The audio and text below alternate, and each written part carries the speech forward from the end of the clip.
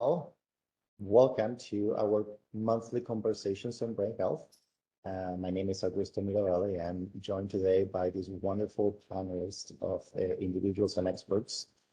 We have Katie McGraw. She's organizing these meetings and she's going to be moderating the discussion with myself today. Kathy Kiefer, she's our manager for the brain health program. And then we have Dr. Casey Herman and Dr. Robert Morrow. So today's topic is talking about exercise in multiple sclerosis. And before we dive into the conversation, let me introduce the speakers. So Casey Herman is a postdoctoral research associate in the Department of Disability and Human Development at UIC.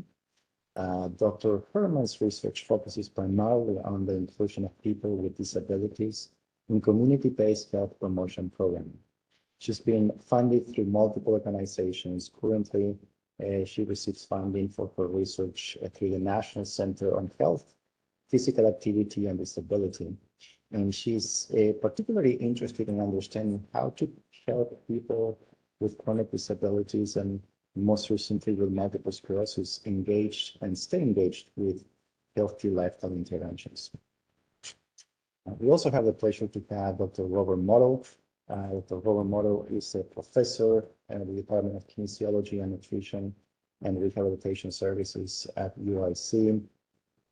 If you read any articles that were published in the last 2 decades regarding exercise in multiple sclerosis, the odds are that Dr. Morrow is one of the authors. He has contributed systematically to our understanding of how exercise impacts brain health, how exercise impacts outcomes in multiple sclerosis. And he has been part of multiple committees that actually led to the publication of the current guidelines on how to incorporate exercise in the way that we help our patients with multiple sclerosis.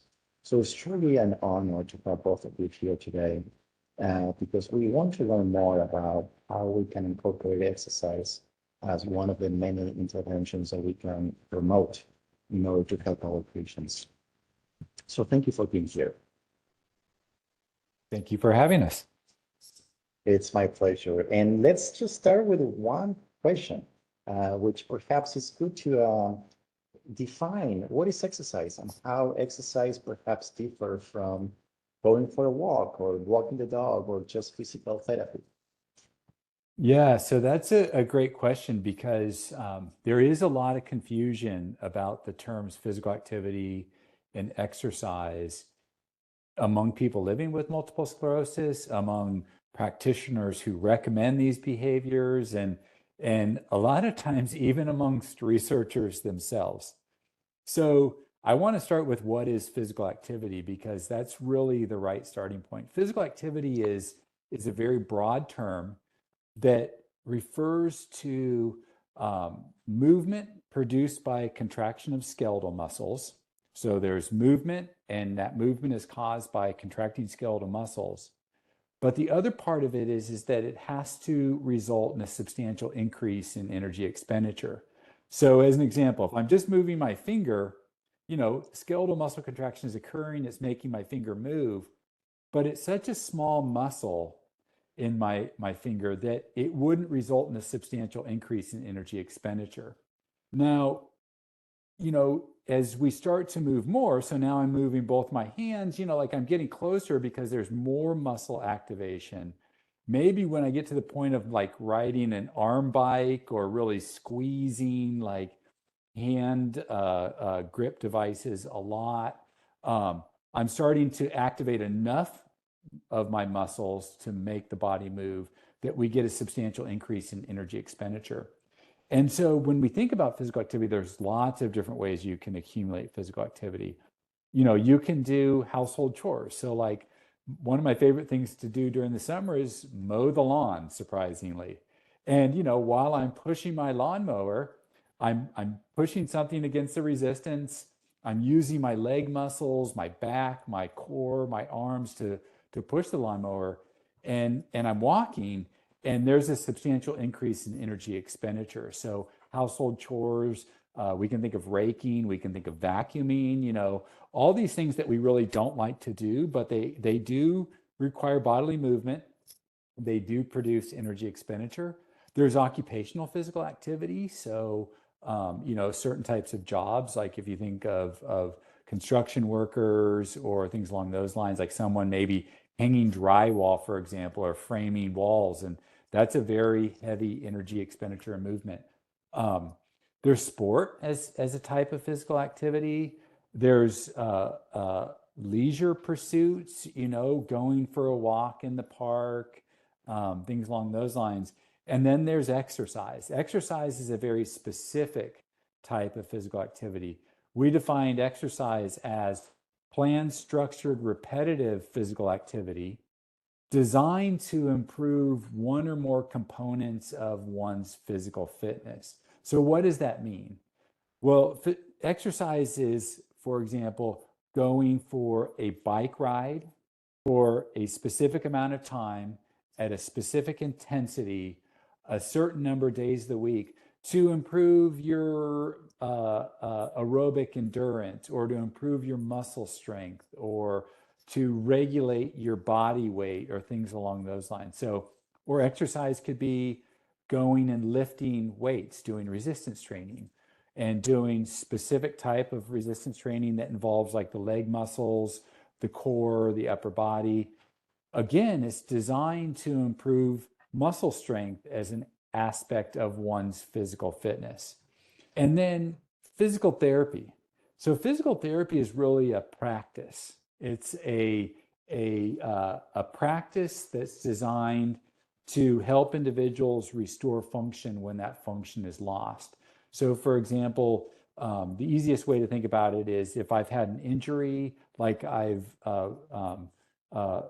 torn an ACL, like the ligament in the knee, and I have that reconstructed and put back together by a surgeon, a physical therapist will work with me to regain the range of motion, the function of my knee joint, help me gain strength in that knee joint, ultimately allowing me to function in everyday life and existence. So physical therapy is not the same thing as exercise and physical activity. It's more of a practice.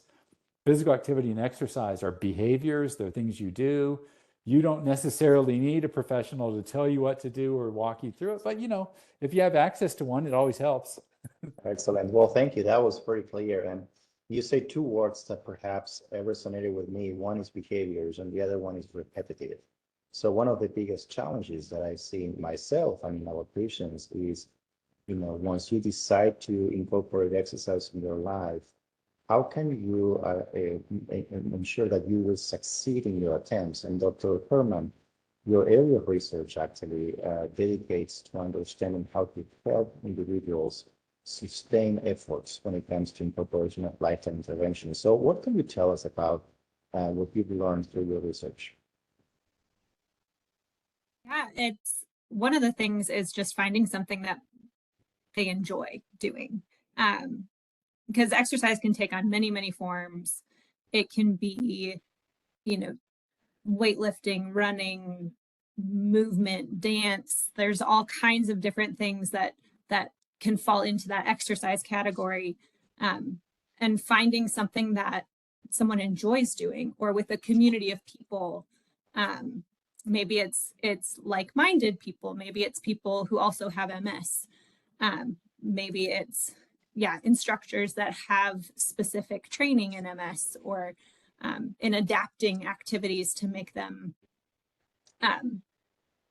easier to do in a variety of different ways. And so kind of finding what fits for someone is important to help build that kind of belonging that you can get out of participating in exercise and physical activity.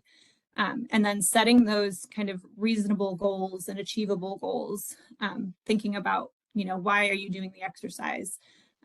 What are your goals for participating in this? And that, again, could range and be very individualized. So those are just a few things that might contribute to someone actually continuing to do that. And also just kind of seeing some of those benefits that might take some time to start to see. Because if you do one exercise class, you might feel fatigued and tired, but can you have that commitment to kind of sort of build that build over time, and you start to see the benefits and the impacts of participating in physical activity. And once you start to see that, that's motivation to keep going. Excellent. Yeah. So it seems like it's a combination of finding something that you enjoy, finding your team that will keep you accountable, and also, in a sense, setting up expectations and goals that they're achievable, realistic, and attainable. Dr. Moro, it seems like you had a comment. Yeah, just one thing to add, and I think it fits right into what Dr. Herman is really bringing up, is that people need to find their why. You know, we all have a reason for the things that we do. And I think one of the most critical things that people with MS need to really think about is what is it that I want to improve, that I think that exercise can help me improve? Or is there something that I'm missing in life that I think exercise can help me achieve? And, you know, some of the simple things, but they're so elegant that we hear people talk about is, you know, MS has resulted in me kind of losing my endurance and losing my strength. And I can't go out and shoot hoops, you know, basketball with my kids in the driveway. And that's really a big loss for me. And they start exercise programs to work towards getting their endurance back, getting their strength back, so they can do something that is so personally meaningful to them. And that's what I mean by finding your why. Because I think if you can find that thing that really is heartfelt, that you're missing out on, that gives you so much pleasure and joy in life, and bring it back, what a great motivation for any behavior that we could do. And that is such an excellent comment and perfect segue to Kim's question that she posted in the chat book. So Kim sharing with us that she was a bowler since 1982, but she's afraid to continue to do that due to concerns on balance. And this brings up to the question of, if you have, let's say, mobility impairment or balance problems or any type of disability, can you still exercise and get the benefits out of the exercise? Yeah, so it's a great question. You know, certainly if you have some imbalance and problems related with postural control and staying upright, you have to be more careful with exercising and what you choose to do. So, for example, someone who loses balance is at risk of falling, and so I would encourage them to maybe not go walk on sidewalks that are uneven, that have cracks and things along those lines. And maybe if they enjoy walking, to try to do it on a treadmill or walk with a significant other nearby that you can hold onto their arm. Or think about other forms of exercise, that maybe riding a stationary bike or things along those lines. So anything that you can do that doesn't test the limits of your stability would be very smart. Now, the other thing I would say, and I do have some ideas for Kim to think about, is you can train your balance. You know, we know that there are a lot of ways that you can improve your balance. When I'm at the gym on a daily basis, I do lots of things to try to improve my balance. And so that's a place where a physical therapist can be very helpful, because they have a lot of exercises to teach about balance. But, you know, should she not bowl? I guess what I would ask is, are there alternatives to bowling that kind of can mimic bowling in a more safe way? And so, you know, one of the things that came to mind, and Kim may give me another "that's not funny" LOL, but like bags, you know, it's similar in many ways to bowling, except, you know, you're not rolling a ball down a lane, but you're throwing something in the air and aiming for a trajectory, and I see some parallels between something like that, or you know, maybe lawn darts, or, you know, I know those are antiquated ways of thinking about activity, but again, bowling, I think, is somewhat dangerous because you're having to step forward and swing a ball through the air, and the floor can be somewhat slippery. And so that's why I would be a little worried about that and maybe think about some other things that could be really enjoyable. And it seems these days like bags is all the rave. And it seems like you got Kim's approval with your last comment, so it's good. But I want us to bring us back to a comment that you made about the why, and I think that's critical, because finding that answer to that question perhaps is what motivates us to do many things we do in life. Finding that purpose, understanding why are we doing this, and what am I going to get from this investment.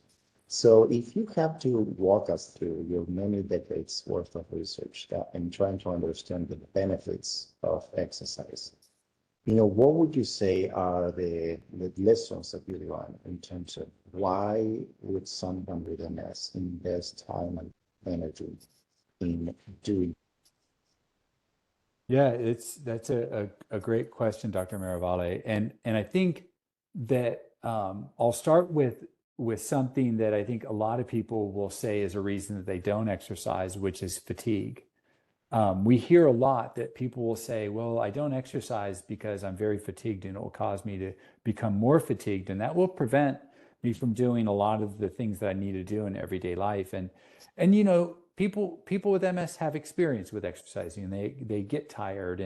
And I'm not going to say that they're wrong, because they are not wrong. They do get tired.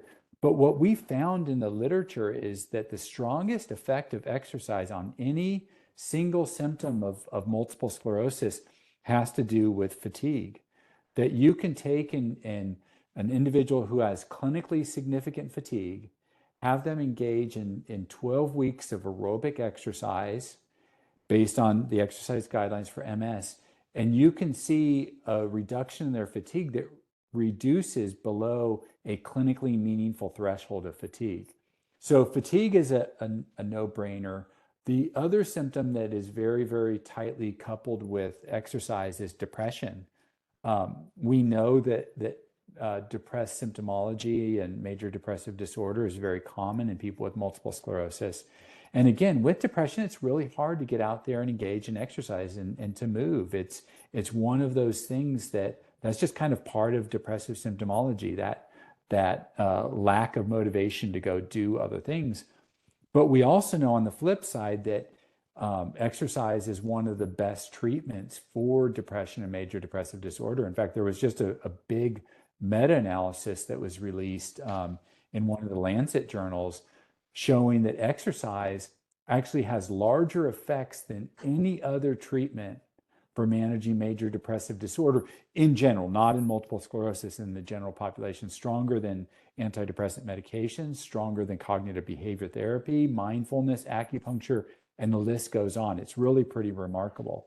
So certainly exercise and depression, exercise and fatigue, and then, functions. So two of the most common functions that people with MS lose over time are walking and cognition. And those are really important functions in everyday life. We oftentimes, when we're able to walk, take walking for granted, because everything we do involves walking, going and answering the front door, going and picking up the mail, walking to the car, just everything is walking. And we know that exercise can improve both walking speed and walking endurance, specifically in people with multiple sclerosis. Cognition is another problem. People report kind of brain fog. They report slowing of processing speed. They report forgetting and learning and memory problems. And there are growing amounts of data that exercise can help to improve walking performance and cognition as well. And then, one of the holy grails that we're trying to gather more and more data on is the idea of whether or not exercise can help to slow disease progression. That is, could you add exercise on top of a disease-modifying therapy that's already targeting the disease processes and ultimately slow down the disease as it progresses over time? And the answer to that is absolutely. We published one of the the foremost papers showing that over a 3-year period of time, individuals who were physically active at that 3-year period of time had a flat trajectory of disease worsening, whereas those who were inactive had a linear worsening of disability, indicating disease progression over that 3-year period of time. So, certainly across the gamut, we know that exercise is good in MS, from progression to function to symptoms. And then ultimately, I'll say this quickly, there are recent data showing that exercise also improves quality of life, that judgment of whether or not we're living a good life, a life of value and meaning and purpose for us. And also it increases participation, the ability to do everyday tasks, going to the grocery store. Now, we might not think that that's very fun and exciting, but to me, I like to go to the grocery store, or being able to vacuum the house. Again, not something that we might think is exciting, but getting in the car, going out to dinner, those everyday activities, those are important, and exercise can improve those as well. Excellent. That was a lot of information that, I might come back to some questions in a minute, but before we do that, I want to ask Casey, well, you mentioned something about exercise as a way to improve fatigue, exercise as a way to improve depression, and these two areas, which are so common in multiple sclerosis. Patients always tell you, well, but if I'm fatigued, how can I exercise? I'm already tired. If I have depression, I have no motivation. How can I exercise?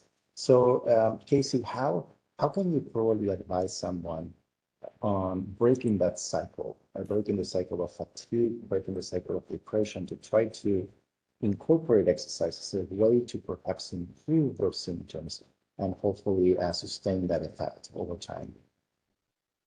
Yeah, and I think some of that just has to do with finding the motivation, finding a system that works. And that's not necessarily something that's specific to MS either. Just what is it that might help you be accountable to showing up and doing that exercise? And that might be a goal to be able to go out to dinner, or participate in an event, or there might be a specific goal that you're working towards, or there might be a community that you want to be involved with that you'll meet up to go for a walk together, or having people to kind of follow up with whether or not you're participating to the level that you want to do. And some of those systems that you can put in place to be accountable to do that exercise, or smart watches and activity monitors and things like that are motivating to some folks. And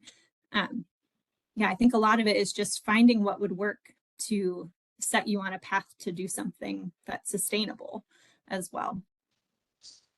Excellent. And so there is a question from Joe in the chat box about heat intolerance. And there is another question that also talks about how far should I push myself, which in a sense they are kind of related there. So if you feel that heat is playing against you in order to sustain whatever physical activity you're trying to accomplish, and or you feel that you're getting to the point of exhaustion, is it a good idea to push yourself to the limit, or would you say, well, maybe have some way to kind of measure how much energy expenditure are you able to afford before getting to the point of exhaustion? Yeah, this is a really complicated question, but I'm going to try to make it easy with one phrase. Listen to your body. Your body will tell you when you're doing too much. So I like to explain to people to do physical activity. Start small, with small bouts and small intensity increments and durations, and see how you're doing. If you get done with that bout of exercise and all you can do is lay on the couch for the rest of the day, that was certainly way more than your body could handle. And so start small, start with small increments, and see how your body responds. And I like to keep a journal of exactly what I'm doing and kind of how I respond. And if if I have one of those days where afterwards because I mean, I exercise. I don't have MS, but I exercise, and some days I push too hard, and I get home and I'm just cooked for too long, and I look at it and I go, okay, I got to back off. Like that wasn't a very productive bout of exercise for me. So listen to your body, keep a journal, and if you do a bout of exercise that is just too much, you have to back away from that.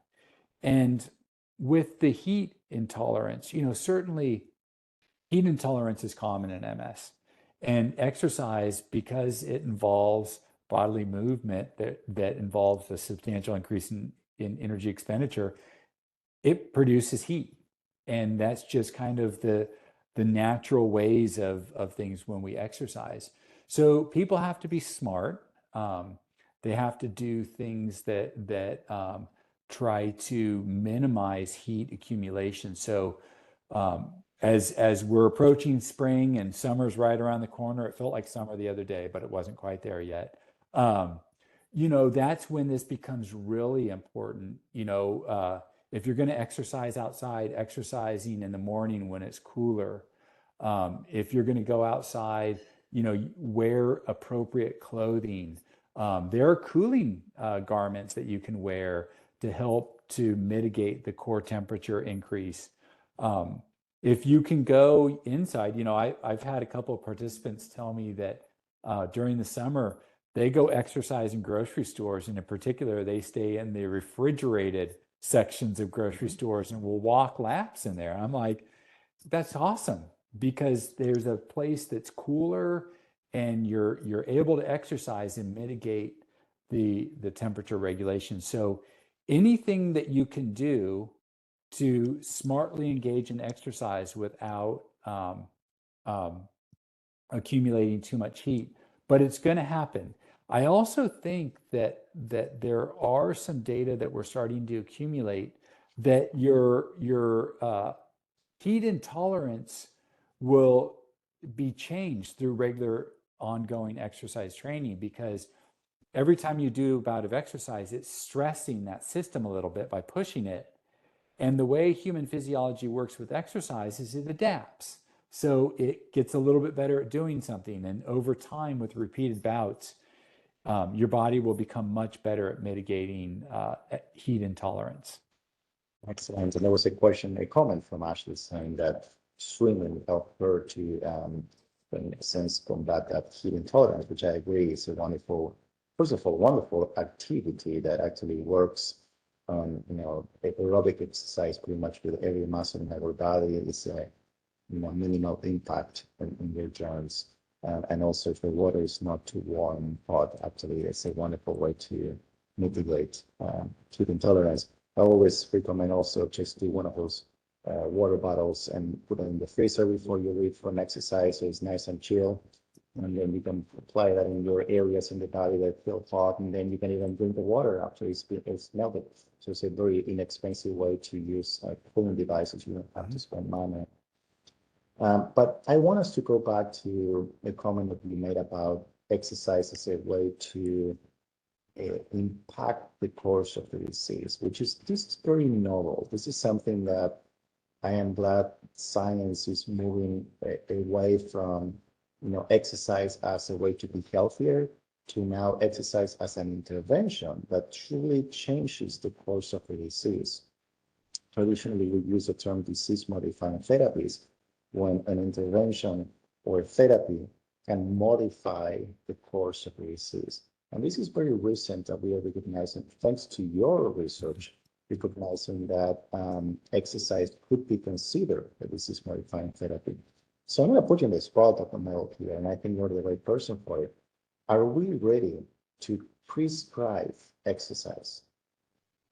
100% we're ready to prescribe exercise. And we've actually coined the term, Dr. Miravalle, disease-modifying behavior, so that we're very specific to the behavior. So yeah, I think we're ready to prescribe exercise. I do think that there's one question that people ask is, well, how could exercise be modifying the disease multiple sclerosis? And I think the simplest explanation is that one of the most powerful research findings over the past decade has been the results of Ruth Ann Marie showing comorbid conditions accelerate the rate of MS as a disease. That is, individuals who have cardiovascular diseases, metabolic diseases like diabetes, hypertension, things along those lines. The disease converts from relapsing remitting to progressive courses faster. Individuals show faster or more burden of disease based on lesions. They show more relapses. The disease just accelerates at a much faster rate because of those comorbid conditions. And one of the most prominent observations outside of MS is that exercise and physical activity reduce the risk of cardiovascular disease, whether that's coronary heart disease, stroke, hypertension, changes around the risks of metabolic diseases like dyslipidemia, diabetes, all of those things. And so what we think is really the key to all this is that physical activity is slowing disease progression because it's reducing the severity and the onset of these comorbid conditions. Now, there could be other things that are happening, right? But that, to me, right now seems like the most plausible, defensible mechanism through which this occurs. So the question becomes like, how do we prescribe exercise to make this happen? And fortunately, there are a few different exercise guidelines for people with MS, as well as some general physical activity guidelines. So the National MS Society recently commissioned a group of about 20 international scientists to come together and debate what the exercise guidelines should be based on scientific evidence. So this wasn't just our opinions, it was really based on the science.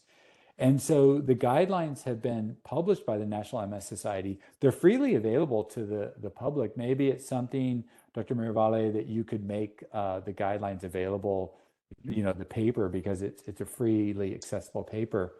But what we recommend is that 3 days a week, people should be doing some aerobic exercise and some strength training or resistance exercise. And they should work up from as little as 5 to 10 minutes of those per day, up to about 30 minutes of those per day.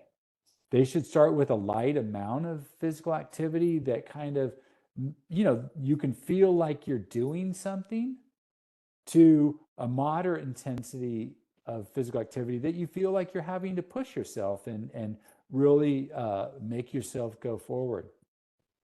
And we believe that within as little as 6 weeks of working up to that regimen of 3 days per week of resistance and aerobic training for 30 minutes, that people will get the beginning of the benefits. And we do recognize, though, I'm very cognizant to say you have to do something for 6 weeks before you experience, because we live in a society where we want things now, right? But if you put the investment in, the benefits come. It just takes about 6 weeks for that to occur, and it will come. Excellent. Well, thank you for sharing that. And certainly, I have to be honest, I did copy and paste those recommendations into smart phrases in my medical records, and I do include that in the after visit summary for some patients as a way to give them some very easy to follow recommendations on practical ways to incorporate exercise. So it's a very helpful publication. Dr. Herrmann, so now we have the body of evidence, we have the guidelines, we have the recommendations. Hopefully we understand the why. Now let's go to the how. How can we make this happen? How can we help our patients go through the process of incorporating behaviors and sustaining those behaviors? I think it starts with a conversation, a good conversation between doctor and patient about just the benefits of exercise, if available, what resources might support that. either within the community or online, or any resources available that can be shared to help someone connect with a type of exercise that they might want to do. And then that conversation not ending there. That conversation is, repeated and followed up on in subsequent visits, and maintaining just, how is it going? Have you found something that you have enjoyed doing, and how often have you been doing that? I think that's one way, just equipping with knowledge and information, and it's just a starting off point. Right. And I think that happened to all of us. When you decide to start an exercise program, it's anticipated that at some point you're going to stop. And that happens to all of us. So how did you deal with the situation in which patients were very motivated, they were engaged, and they were working towards that 6-week goal, but something happens at week 4, some life event happens, and all of a sudden stop exercising. So how do you help people reinitiate an exercise program? One of the things is just to understand, what was it that made you stop? Whether that was, just a short-term thing where I ran out of time and now I just need to figure out how I can make that time available again. Or is it a bigger issue that needs to then be addressed? And then understanding that restarting might not starting maybe where you left off, kind of backing it up a little bit, and it's okay to restart slower, and or restart differently. Maybe something wasn't enjoyable about what was the previous exercise, and so is there a different way to do it? Is there an adaptation to the activity that makes it a little bit easier to do and stick to, or a different walking route, or a different end goal that can then kind of just light that fire again of wanting to exercise.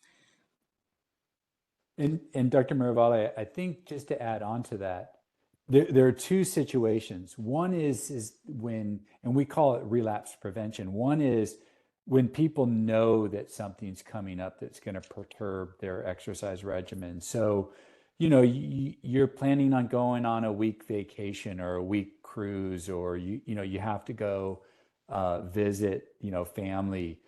And those are situations that we know about in advance, and people can create a plan around it. Like, okay, I'm going to go visit my family wherever I grew up.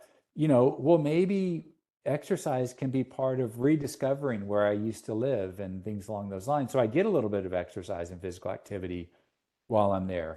That we call relapse prevention, so that by planning ahead, you don't end up going backward in your exercise routine.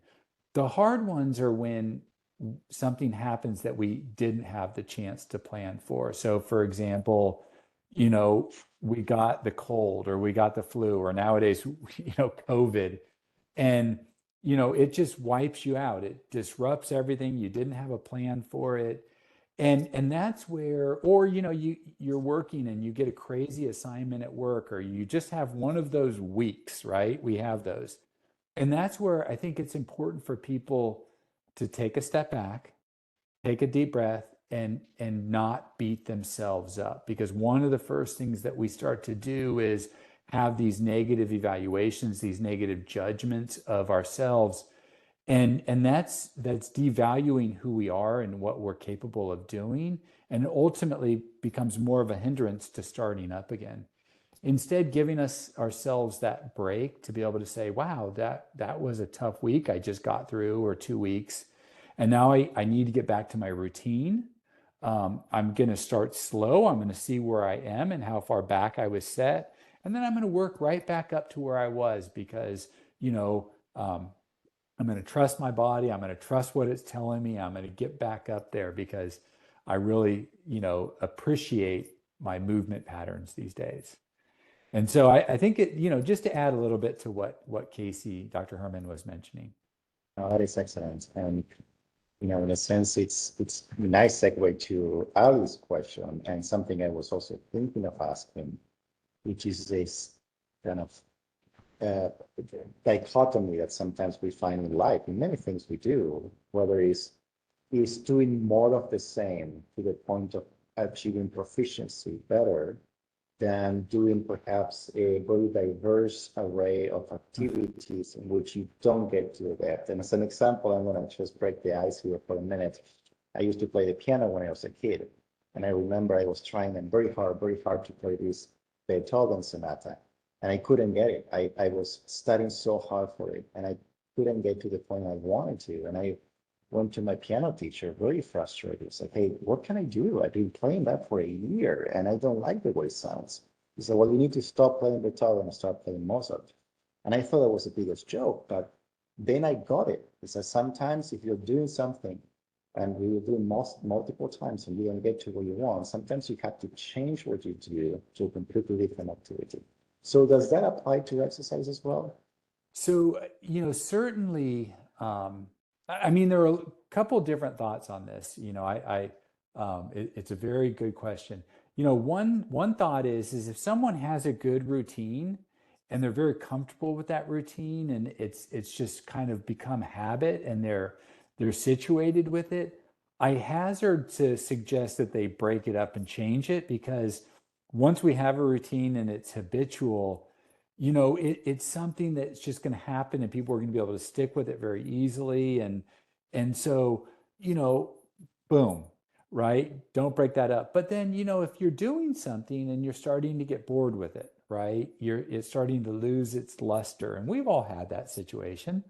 Then maybe kind of changing it up to maintain the routine is good. What I think you're speaking to, Dr. Maravale, is when you're talking at really high level performers.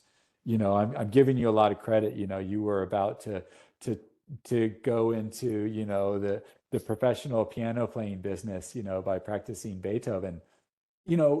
When we are working with like really highly trained individuals, that's sometimes when we start to throw in complexity of different activities and things in there to kind of further stress and enhance the system. So, that's a complicated answer, and I think I'll make it very simple. If you really have a good routine and you really like your routine, I wouldn't mess with it. I'd keep it going, right? Because it's working for you. And doing something and being consistent at it is good.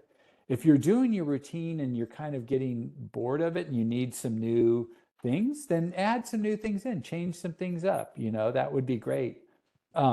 If you're really, a high level athlete, and there are really a lot of high level athletes with MS, those individuals might need that complexity of training where they're taking on a lot of different stimuli to keep pushing their body forward towards their bigger goals. Whether that's, I know a lot of people with MS who do, professional bodybuilding and powerlifting and things along those lines. So that's where I think that variety and complexity comes into play. Excellent. And just to add to that as well, I am one of those people that gets bored easily with doing just one activity. And so I have to switch it up to keep myself intrigued enough to continue exercising.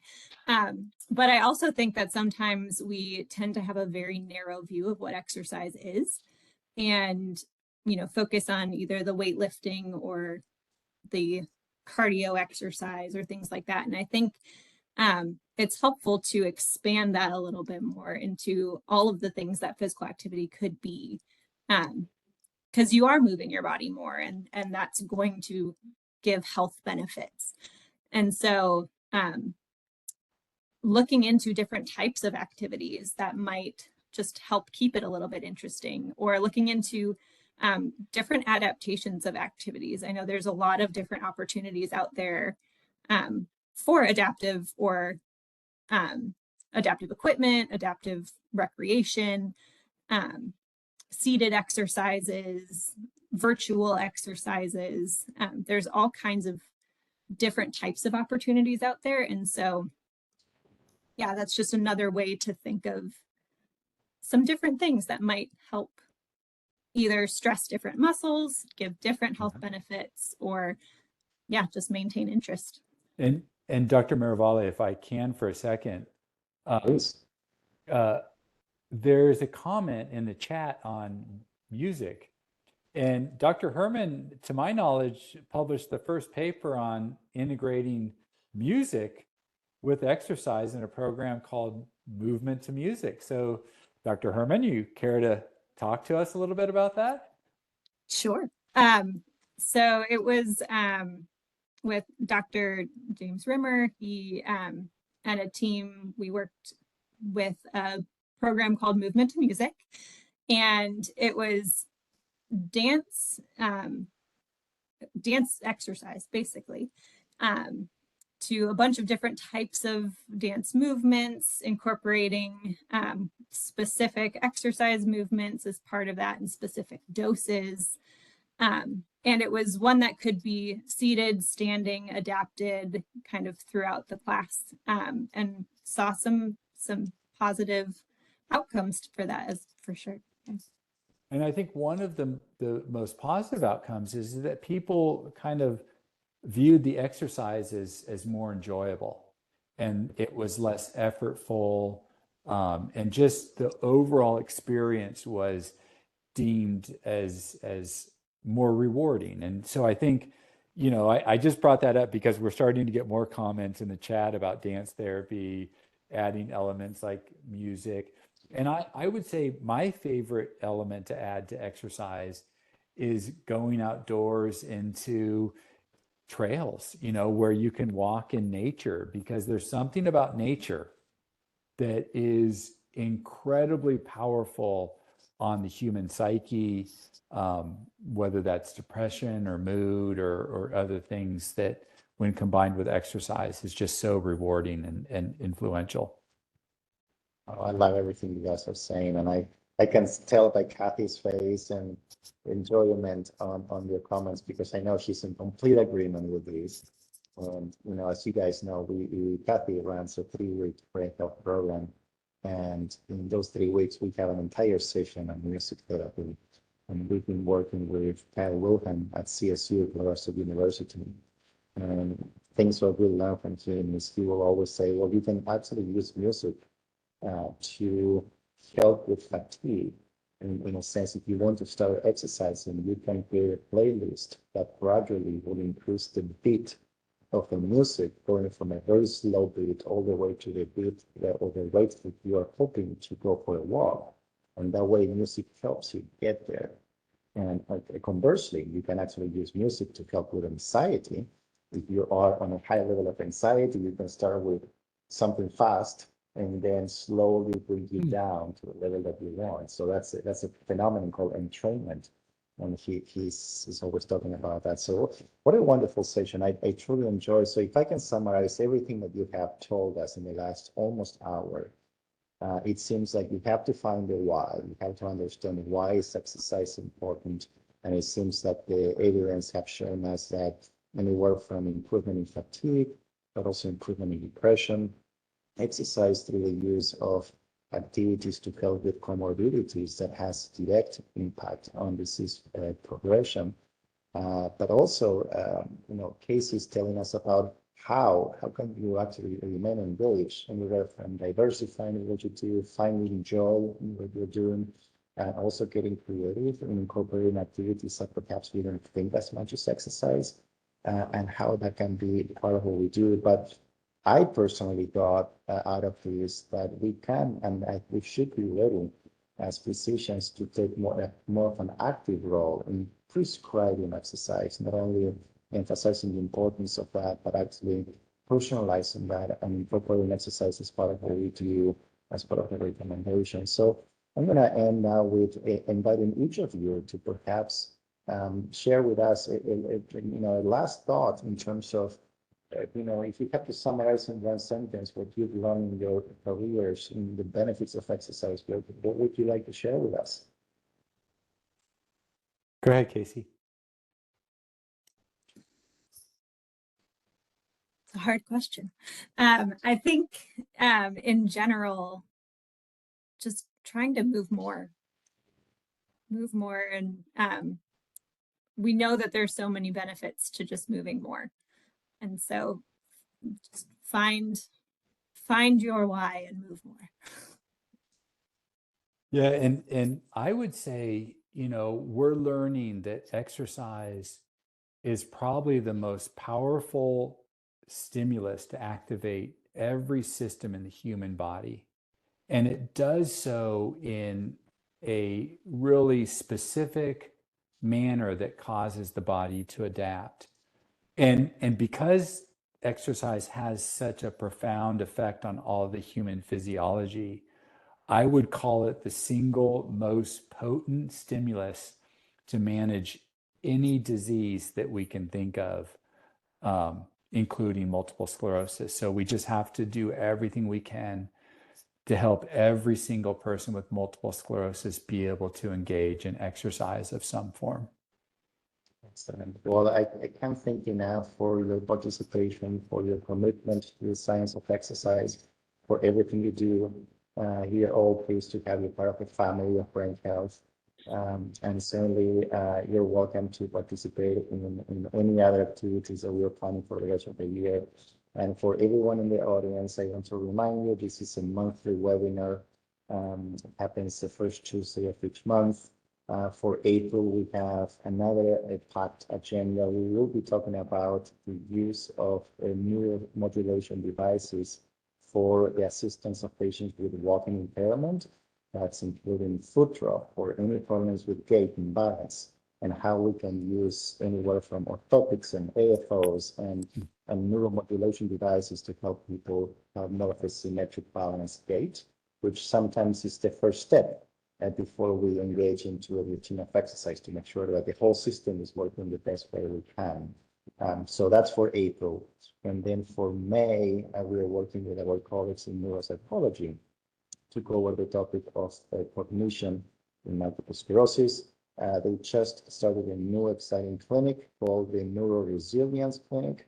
Through that clinic, they're helping patients with multiple sclerosis understand how they can cope with cognitive decline problems, and they can incorporate activities like cognitive behavioral therapies into their lives. So we are excited to offer that as part of the Brain Health program as well. And now I will leave it now to Katie to close the session. Well, thank you everyone for attending. As always, I'll send out a little summary email, and our video library is now up and working, so we'll add this recording in there as well. You shouldn't be prompted to sign in at all. It should take you right to the videos, so please do email me if you are being prompted to sign in to view anything.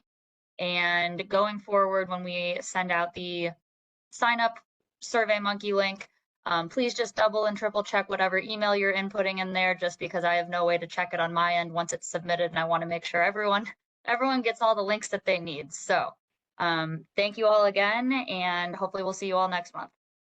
Thank you again. Take care.